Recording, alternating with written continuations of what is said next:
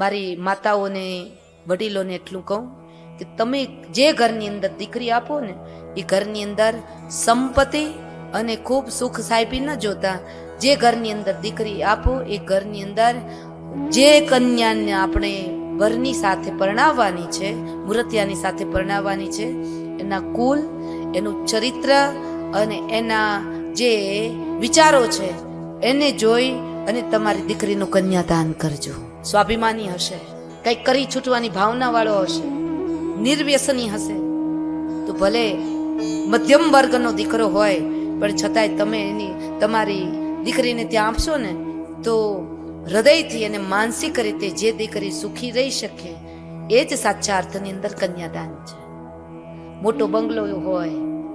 રાત પડે કોઈ આવવાના ઠેકાણા ન હોય,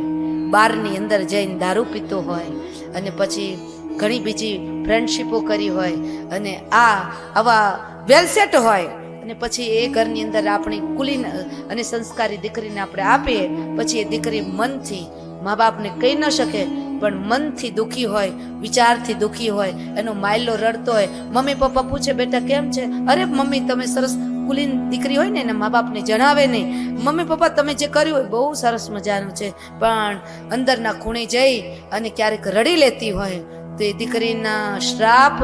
જે વરસી જાય ને, શ્રાપ લાગી જાય ને તે માતા પિતાને સ્વર્ગની અંદર પણ જગ્યા મળતી નથી. રૂપિયા જોઈને દીકરી ન પરણાવી કોઈ.